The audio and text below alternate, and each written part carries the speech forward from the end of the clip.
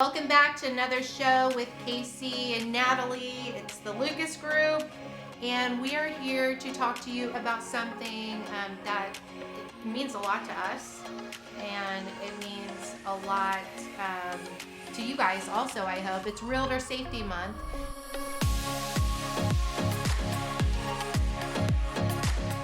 I do want to tell you that today's show is going to be more very fact detailed as far as some things that have happened to some people in our industry, and I want to address this as gently as I can. But if you're not a person that can handle some of these kind of stories, I would suggest you don't watch this. But this is our reality, and so this first show we're going to talk about some of these horrific stories that have happened in our industry, and then the next show after this we'll talk about ways to protect ourselves. All right, so like I said, this is like super emotional, and when I was reading some of these topics,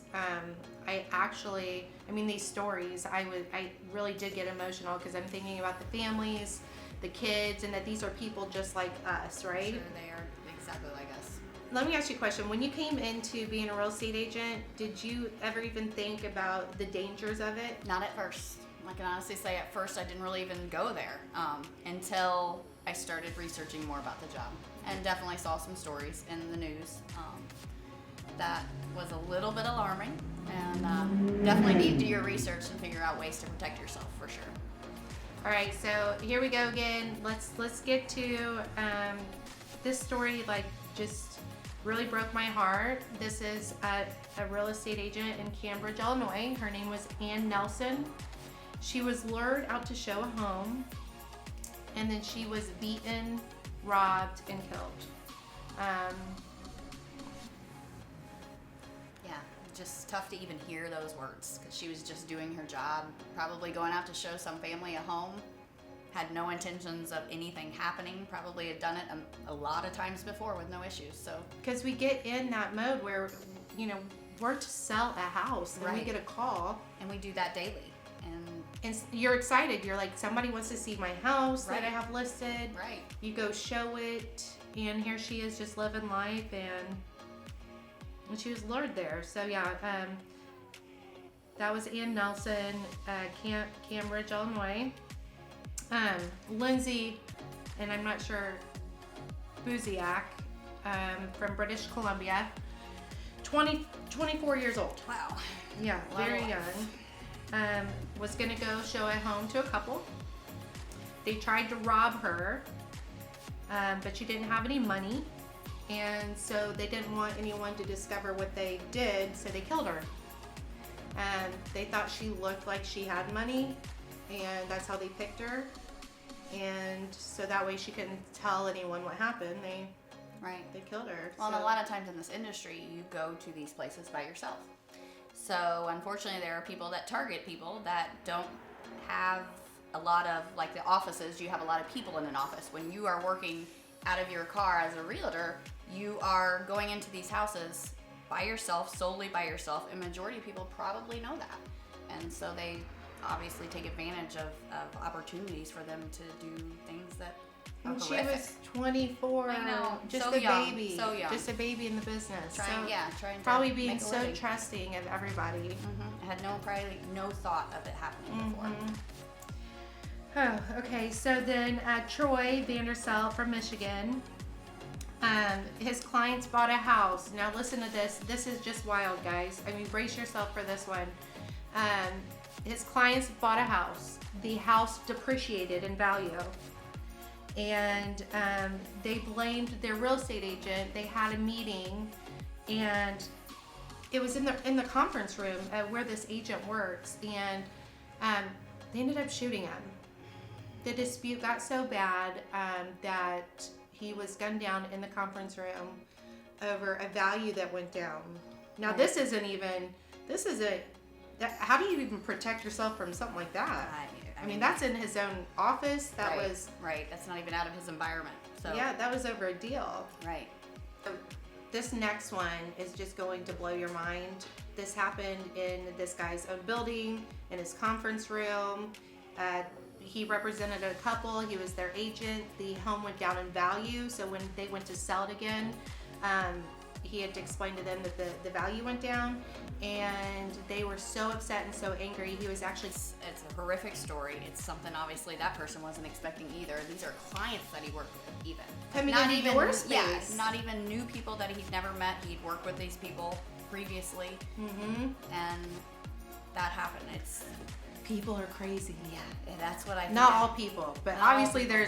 There are some out there, and he probably thought he knew him. oh yeah, you he know, worked with and them. So that he was just going to give him some bad news about their value and right, which go happens home. to anyone. I mean, Yeah. it can happen to anyone. It has nothing to do with a real estate agent. Yeah, we it can't probably- control the market. No, not at all. Not at all. All right, Beverly Carter from Little Rock, Arkansas. Such a sad story. She met some new clients at a home they wanted to see and they wanted to buy. She never made it home that night. So she, new client called in and wanted to see the house. This part is horrific. She was found in a cement mixer where one of those clients worked. So the clients that she met, that's, what happened. They did come clean and they asked why they targeted her. And they said by the way she dressed, she looked professional, and so therefore she had money. And that was just the target. So, Yeah, that one's hard to. That's hard.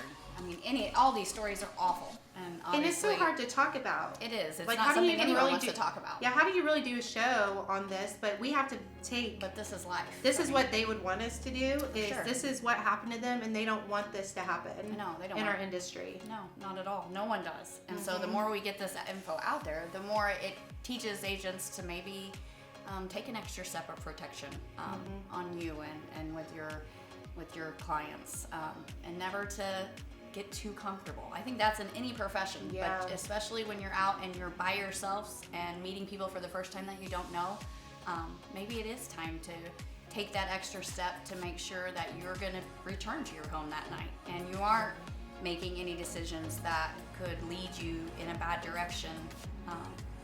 So I mean, there's definitely things that I'm learning that you can take to help yourself, Sure. protect yourself. And that's what I love about the next show is we'll talk to you guys, the real estate agents, about how we can protect ourselves and some of the things we need to think through in situations to make sure that we do get home to our families safe, right?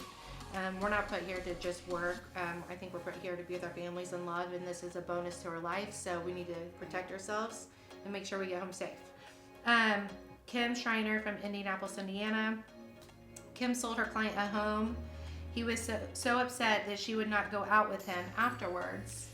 The client came out to an open house in Fishers. This client attacked and killed her when she was there and nobody else was in the home. So basically, she was this guy's agent. He got a crush on her.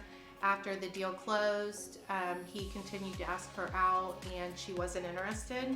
And he went to an open house and killed her. So... Well, and I think too, when you're dealing with your home, your finances, these are big ticket items that are, if you lose money on your home, it can cause people to be irritated, or let's say this person thought that their real estate agent was being friendly with them, and she probably didn't even realize that maybe he did have a crush on her. So when she did turn him down, our job is to be friendly. right, of course, and Right. you're getting very personal with these people because these are very personal things. I mean, you're buying your home, Yeah. your finances, your family, everything about it is all talked about. So Yeah. you get close with your clients. A lot of times, I continue to talk with these people not just after a sale. Like we continue to be A in their friendship lives. almost. Yes. Yeah. And so I obviously she probably had no clue this was coming. No idea. And that's in Indianapolis, so that's close to where we are. I mean, obviously you hear stories of other states, but that's 20 miles down the road. I mean, Yeah. it can happen anywhere. So, there's so many stories that I could talk about and share with you guys about true life events that have happened to people in this industry. We're going to talk on the next episode about ways to protect yourself. I can tell you myself, this really hits home for me. I've been put in a few situations in this job, actually 3, And I'm not going to go into full detail, but I can tell you, there was a situation in my current office where somebody had broken in. They hid overnight. They hid knives in my office. They put rose petals down, and this person was waiting for me. So that was a very crazy situation that luckily I'm here. Okay, so that's the good news. Another one was I was going to show a vacant house. The client wasn't there yet, and I went ahead into the house, and these guys from across the street that were walking down, they saw me go in, and they came in to that house looking for me, and I escaped out the back and ran down the alley to get in my car. So, and I have a few of those, but this is so heartbreaking to talk about. But before we went into the next show, I really wanted to hit home, out of respect for these people that lost their lives, what we can do to make a difference and make our job safe. And, I know that that's what they would want, so that's what we'll do on the next episode. And it'll be me and Nat, so I can't wait to see you guys talk about safety. Thanks for joining us.